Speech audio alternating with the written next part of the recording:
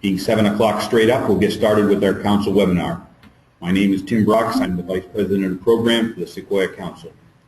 This evening we've assembled what we hope will be an informative program. The material is meant to be a review of the state of the Sequoia Council. This webinar is an experiment in the use of modern technology to communicate with our volunteers and staff across a wide geographical area. In the past, we have attempted to have physical meetings and breakout sessions. The problem with the physical meeting is that even with a well-chosen and central site, the meeting often involves several hours of travel for our widely dispersed volunteers. This has both a time and resource problem, but it also has safety implications for both our volunteers and staff. This webinar is intended to communicate important information about the state of our council. We are most interested in answering your questions and getting the information required to do your volunteer jobs effectively. We would like to have your feedback regarding the work of the council in delivering the mission and vision of the Boy Scouts of America to the youth of our Central Valley. We are interested in about how you feel about the process and the content of this webinar. If this experiment is successful, we would plan to have more webinars in the future. We would potentially have sub-webinars as concurrent sessions following the main session. We would like to receive your questions. The material is presented in a sequential broadcast format. If you post your questions, you should have a chat room spot on the right side of your computer screen. Towards the end of the session, there will be a question and answer period. The answers will be specifically in response to the questions that you have submitted. We do not have a frequently asked questions ahead of time, so we look forward to having your questions. We would like to submit the questions as they come up during the presentation. This will allow us to prepare responses as we move forward. With that, I turn the broadcast over to Mark Chadwick, our Council Camping and Camping Promotion Chairman.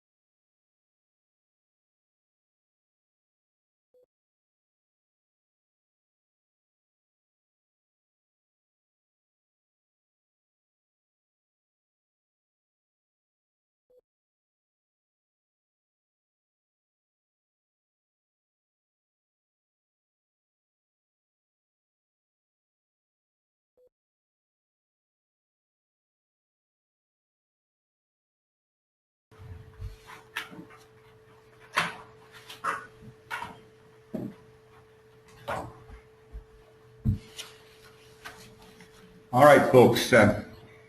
It's Tim Brooks. I'm back. At this time, I'm stepping in and acting on behalf of Mark Olson, who is our chairman for activities and civic service. He's tied up elsewhere this evening, and he's asked that I go ahead and make the presentation of the material that he wanted. Before I do that, I'm going to deviate from our agenda just momentarily. We're doing well for time, and there's a couple of things I wanted to make sure that everyone knew. The first thing is that I wanted to thank both Steve Royster and Joseph Potas, who actually made this webinar possible. This was an idea that some of us had, but it wasn't going to happen without the enthusiastic support of our professional staff. And they've really done an excellent job. I just can't thank them enough. And then before we move on to the other parts of the things I want to mention, I want for those of us who've been friends with Steve Royster for a long time, this beginning of December marks a really sad month because beginning of January will mark a retirement for Steve. So the council's going to be different. We're going to miss him. And if you haven't got your invitation for Steve's retirement going away, make sure you get hold of me. I'll make sure you get one because we want to say we want to really honor Steve at that time. So just there's that. So the next thing, Klondike Derby. Klondike Derby is scheduled in February. Dates this year will be February 20 to 22nd. It looks like that. It looks like we're going to actually have snow this year. We've already started to have some snow up at Shaver Lake, and hopefully it will last till February. We'll keep snowing. We sure need it in the Central Valley. If you haven't been to Klondike, if your units haven't been to Klondike, if you know units that haven't been to Klondike, please get them to Klondike. This is, I think, a premier event.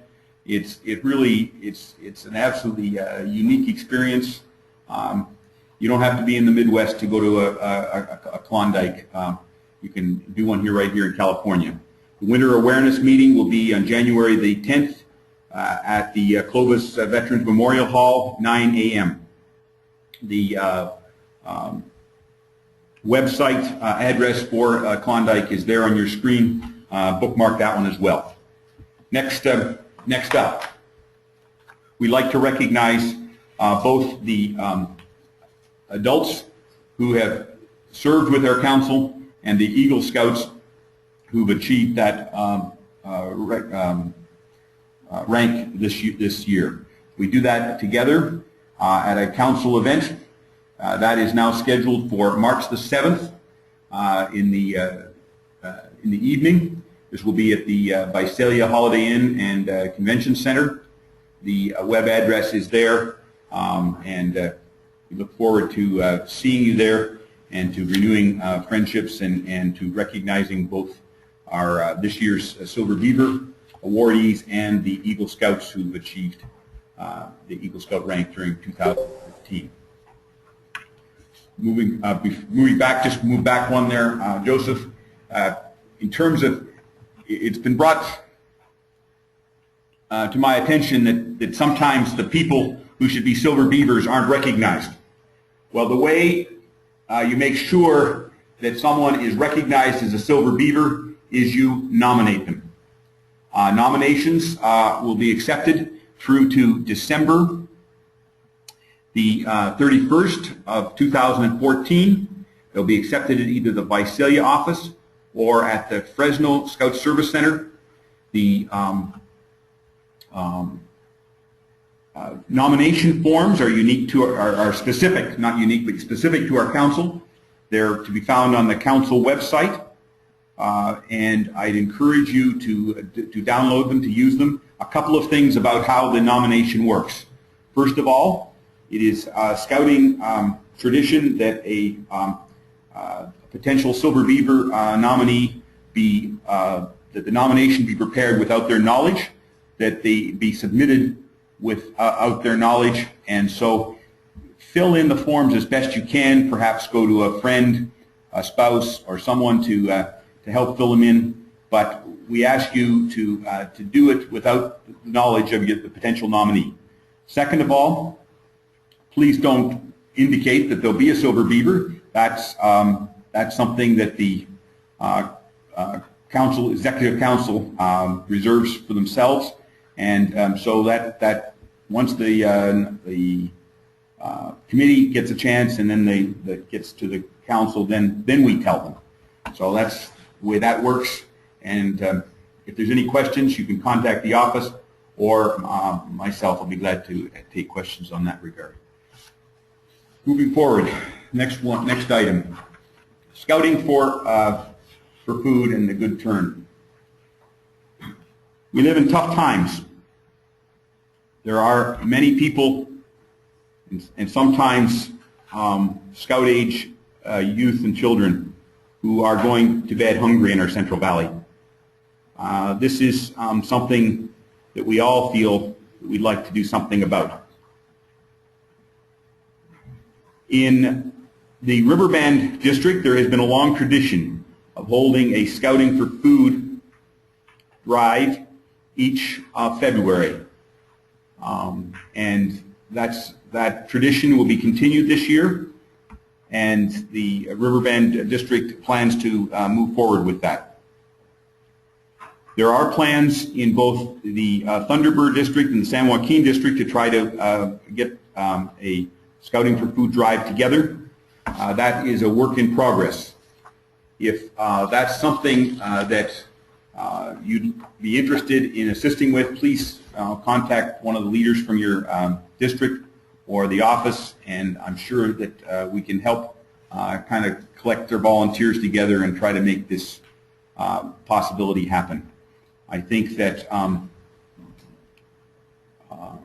aware that the food banks could use all the assistance possible. And I think those are the items that Mark Olson has asked me to bring forward on behalf of the Activities and Civic Service Council, or Civic Service Committee.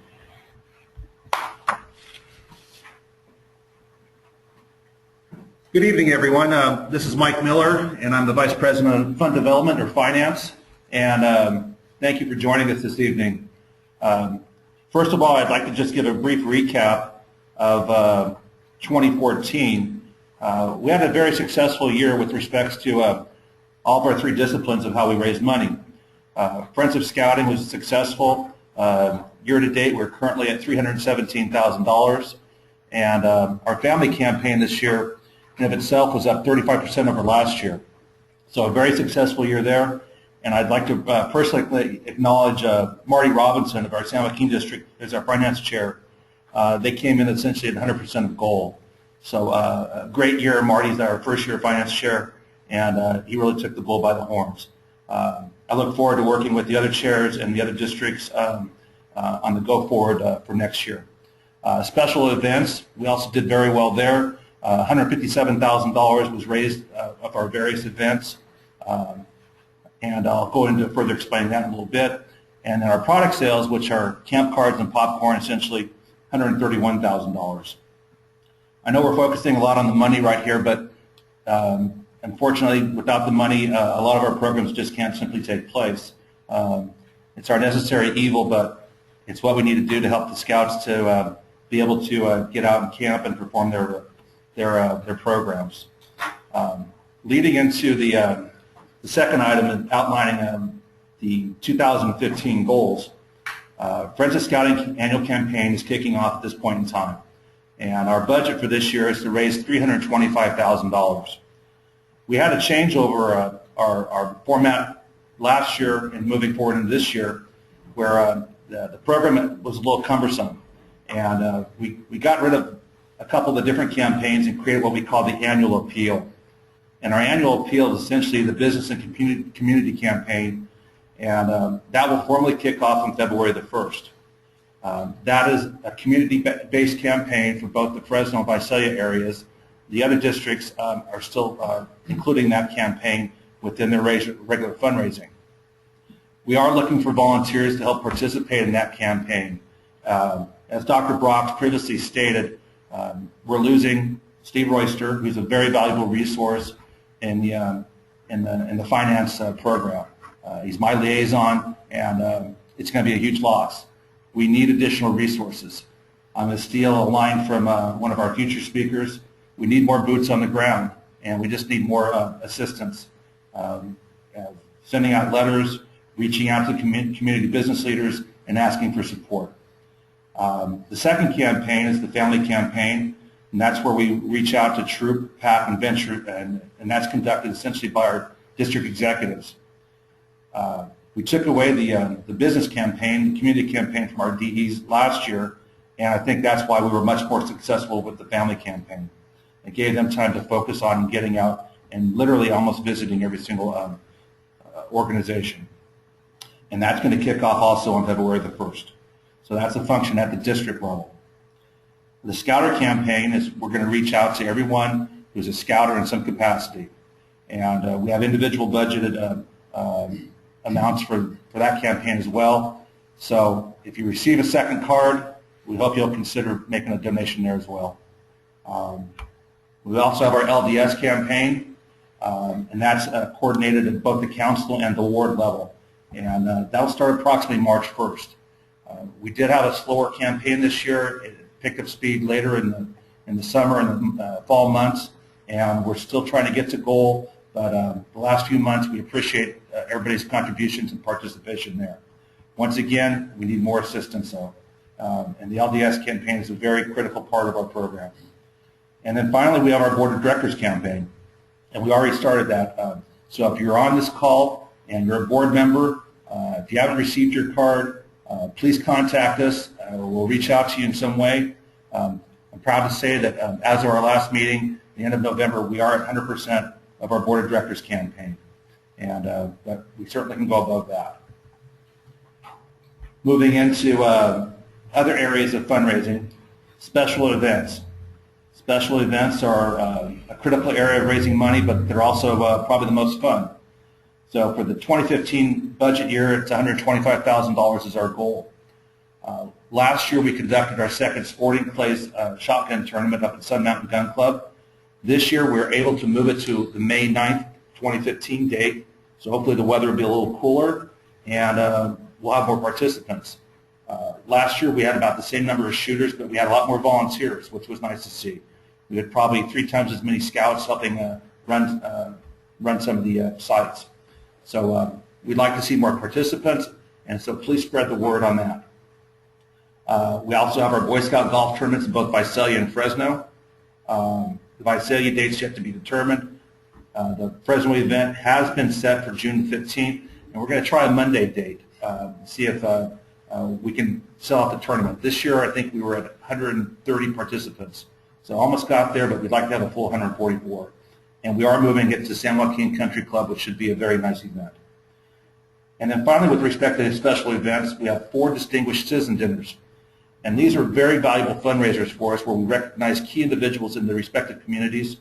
And they're always a very nice event. The last one was held out at Harris Ranch for our Kalinga West Side representative.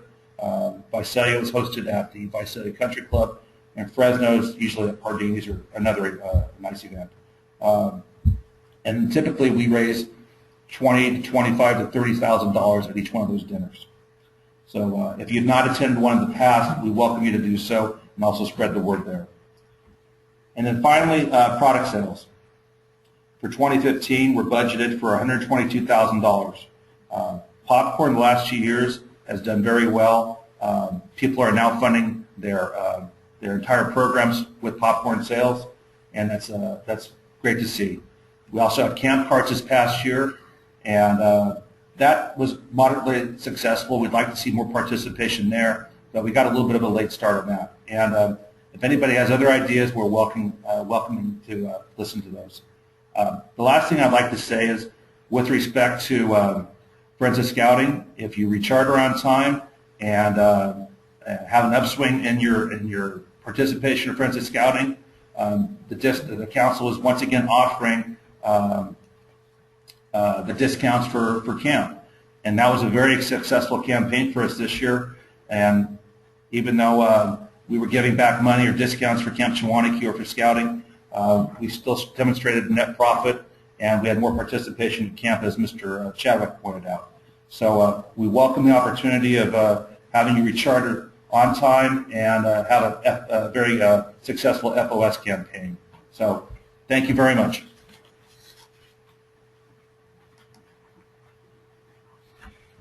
Hello folks, this is Dan Maxfield, Council Vice President for District Operations. The function of district operations is how districts conduct the program of the Boy Scouts of America for the youth in their local communities. Obviously, that requires, as Mike indicated a minute ago, some volunteers, or boots on the ground as we call it. And to fill the district committees and have the officers and personnel necessary to do the work that the district needs to do. A lot of the things that you've heard so far from the other individuals tonight are things that are conducted at the district level and therefore require chair people and committee personnel to conduct at the district level. So, in order to provide volunteers in those positions, during the course of the last 9 to 12 months, each district has had a nominating committee in place going about the business of finding personnel within the communities who could step in and fulfill some of those functions. Much good work has been done, much progress has been made, but there's yet much to do. And a couple of those committees have been at it for about a year and are therefore in the process of rebooting, finding new personnel, and getting ready to start the new year with a new group of folks. A couple others are still operating. They haven't been at their work quite a full year yet and are still functioning and doing quite well. Well, once the personnel are in place for the operating chart of a district and the officers that are necessary and the chairs that are necessary are working, what we discover is that it requires people working with those chair people and committee people to actually get work done. So, for example, a membership committee might need 30, 40, 50, 60 people to conduct an effective membership campaign, or perhaps finance campaign. An advancement committee might need 8 or 10 people to do the work that's necessary to effectively conduct the advancement operation that need to get done. And those are people beyond the chairpersons of a committee and folks that we have to go find. And as a result, what we discover is that that's where we end up with probably not enough folk in most of our district to get the work effectively done. So in order to bring some more resources to the table for our districts, during the course of the first quarter of 2015, a program called Friendstorming will be conducted in each district. And the Friendstorming process is one where we bring the district committee, the district nominating committee, and a few other select personnel together for a very intense 1-hour brainstorming session to come up with a list of people that can then be recruited to come on board to do work in the districts. You'll hear more about that in the coming weeks as the dates are set, so be looking forward to when those are going to occur if you're one of if you serve in one of the capacities that I mentioned. Finally, I would like to say if you are a district volunteer in some capacity, I want to personally thank you for the work you do for the council and for the youth and the communities in which you serve. It makes a difference, and we appreciate you. Thank you very much. Thanks, Dan. It's John Richards, your CEO and Scout Executive. First of all, I want to thank everyone who put this webinar together, and I think this will continue to be a great tool for us to use to communicate and further strengthen our districts. Joseph, how many people do we have on from the external world? We have 20 people signed in currently, and some of those are multiple people signed in together. So I'm estimating about 24 people right now. I think it's a great success. You know, I know of other councils that are even geographically more challenged than us who use these kinds of techniques all the time. Let me just talk a few things for you as we wrap up, then we'll turn it over. It looks like we've got a lot of time for questions and answers, which is great. Let me talk about membership for a minute. Throughout the country, Cub Scout membership is suffering right now, and the same is true here in Sequoia. So whatever we can do to encourage young families to be involved with Cub Scouting, let's do that. Our Boy Scout varsity venturing and exploring numbers are pretty decent, but our Cub Scouting has been suffering the last 2 years. I think we're going to pull out of it, and we're excited about some of the Scout units we're organizing in some of the rural communities. I know, just as a for instance, in Chowchilla, they've got a great Cub Scout pack now, and they didn't have that in the recent past. Albanal has Cub Scouting now for the first time in decades, and we're out looking in places such as Kettleman City and Early Mart and you name it throughout our 4 counties of the Sequoia Council. So thank you for that. The other thing we want to do as we look at our long-range plan for the next 5 years for Sequoia Council, what do we want to do? Who do we want to be throughout these next 5 years? There's a sense in the council that we want to help more and more districts with their efficiency and effectiveness. So some of our council board members are going to offer help and support, just as Dan and his crew have been doing with nominating committees in each of the districts. So look for that. That's going to be an interesting and exciting step ahead. Dave Gilmore, our council president, is ending 2 successful years as president in January. And the new key 3 will be Jan Perkins as council president, Richard Schneider will continue as council commissioner, and God willing, I'll continue to be your scout executive. Our staff is strong. We've all talked about Steve and the vacuum that he's going to really lead as he gets elevated to the position of volunteer on January 1st. But we do have Ernest Espinosa coming. Ernest is a young man who's on his way up through the ranks of the organization of professional scouting. Ernest has served in councils in Houston, Dallas, Harlingen, Texas, and currently in Chicago, Illinois. And so we'll welcome Ernest on January 1st. I think you'll find him to be a great guy. By the way, we talked about Camp Chewonki, and please go on SEQBSA, look at the icon for Camp Chewonki. Each and every one of you as trained and adult scouters could be a camp host up there one weekend. There's an agenda and a calendar and a how to become that. You don't have to pay anything. You're guests of the council. But we'd like to have someone up there in the camp office every weekend helping to welcome those who may be renting other cabins.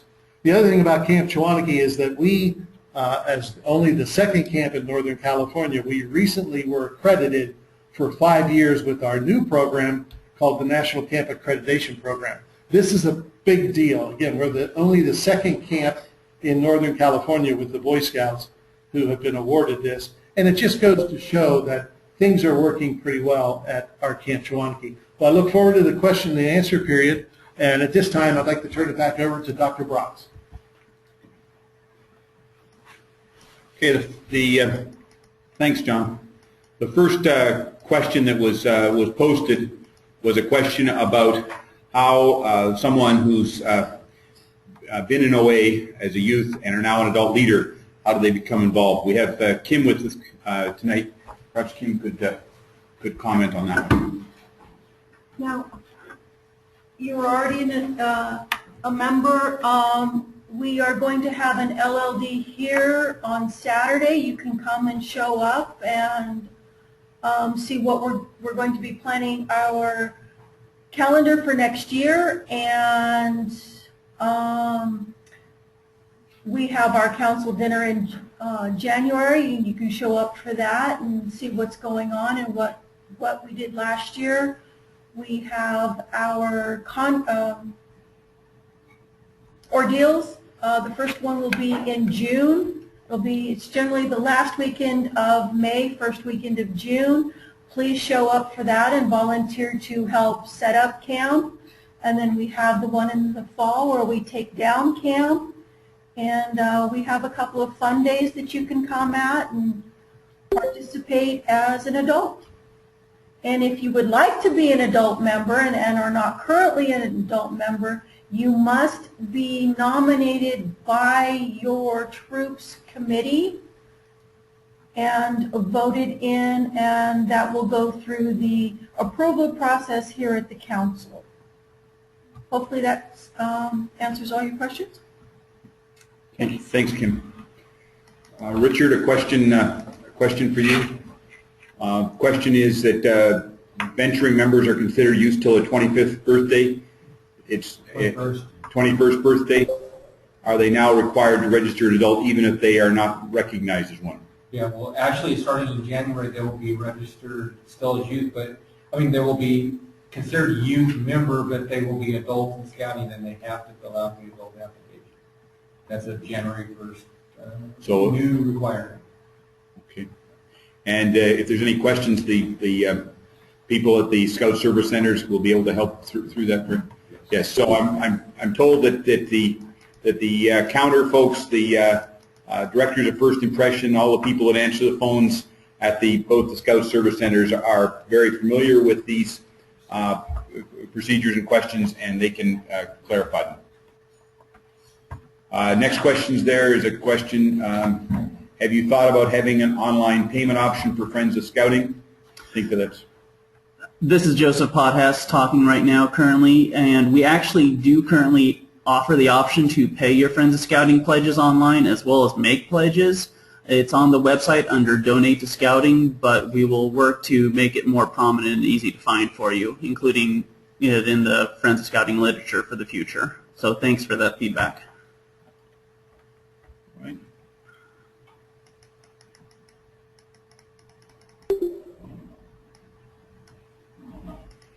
Question has been asked.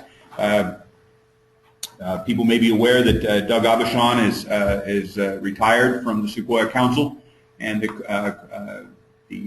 question has been asked as to who his replacement is. Philip Sharp. The new camp ranger, properties manager is Philip Sharp. He was Doug's assistant for a number of years and has been hired. Is on duty there now and getting ready for this next summer. Okay. Thank you, Steve. Those are the questions that we have at the present time.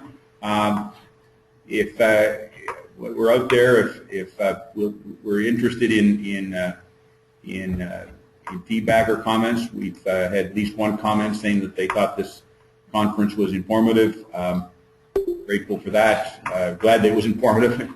If there's any, if anybody that's there now wants to type in any comments about technical problems, comments about technical problems, agenda items, please feel free to do that. At the same time, just want to sort of close this by saying that this is important. What we feel is an important attempt to try to communicate with all of the volunteers and staff. This is important. Important work. The mission and vision of the Boy Scouts of America, and delivering this to our youth in the Central Valley. And I too would like to echo the comments that have been made and to thank everyone that's involved. And that pretty much is kind of the end of what we've got right now. Just remind them if they have questions, they can email. Oh, great. Steve, so the splash slide at the present time should point out that we have if there's follow-up questions, there's a general email address, the sequoia@scouting.org. And there will be a recording of this webinar on the YouTube page, the Sequoia Council YouTube page. And so yes, we do have a